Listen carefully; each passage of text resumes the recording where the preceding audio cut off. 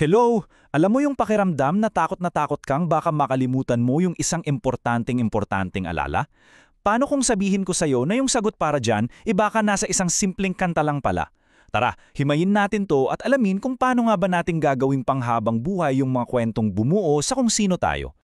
Ito yung tanong, di ba? Paano nga ba natin pinanghahawakan yung mga sandaling ayaw na ayaw nating mawala? Kasi lahat naman tayo may ganitong pagnanais eh. At kasama niyan yung takot na baka isang araw maglaho na lang yung mga kwentong yon. Sige, simulan na natin! Ang sagot sa malaking tanong na yan, ayon dito sa ating sinusuri, ay matatagpuan sa loob mismo ng mga linya ng isang kanta. Tara, pakinggan natin at alamin kung paano. Okay, para mas maintindihan natin, mag-focus muna tayo sa mga bida ng kanta, ang mga bayani. Sila kasi yung sentro ng kwento eh. Sila yung alaalang pinapanatiling buhay. Pakinggan nyo yung simula. Ang ganda ng imahe, no? Like stars at home. Inihihalin tulad sila agad sa mga bituin. At bakit? Kasi hindi lang sila nagniningning, nagsisilbi rin silang gabay.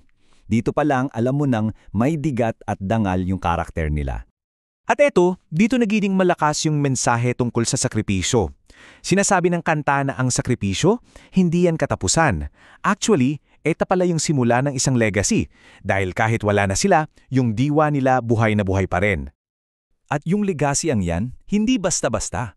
Isipin nyo, in hearts engraved, nakaukit sa puso. Hindi lang siya simpleng pag-alala, kundi isang permanenteng marka na dala-dala ng mga taong naantig ng kabayanihan nila. Malalim yun. Ngayon, eto na, dumako tayo sa pinaka-core ng usapan natin. Kasi itong kanta, parang may binibigay na formula.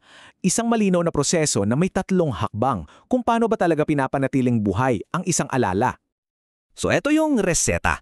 Simple lang, di ba? Tatlong bahagi. Una, personal, sa puso. Pangalawa, ginagawa mong panlabas sa kwento.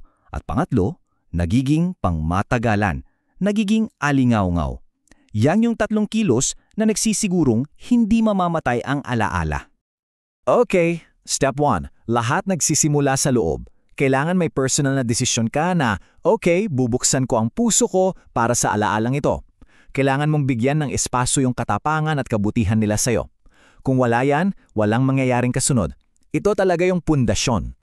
Pero syempre, hindi pwedeng nasa puso mo lang yan. Kaya yung ikalawang hakbang, kailangan mo siyang bigyan ng boses. Ito na yung active part, yung pagbabahagi, yung pagkukwento.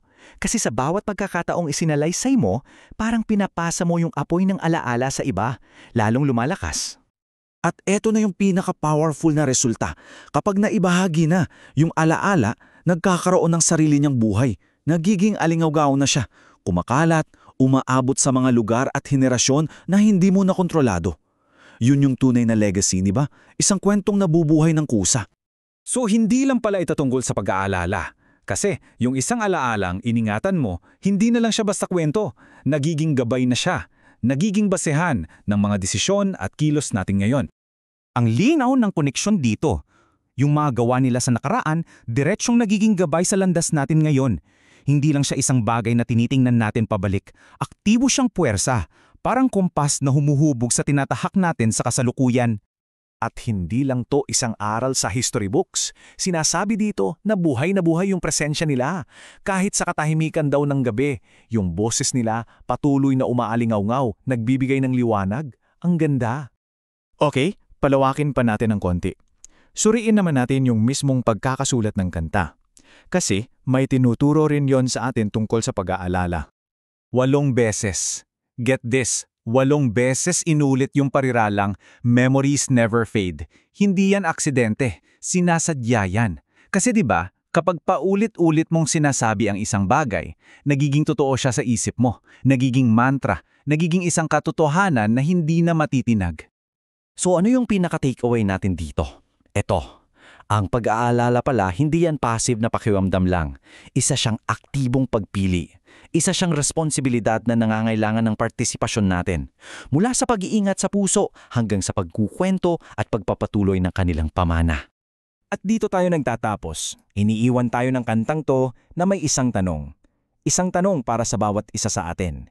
Kasi kung ang pag-aalala ay isang aktibong pagpili, ang tanong na lang ay sino o ano Ang mahalaga sa'yo, na karapat-dapat alalahanin magpakailanman.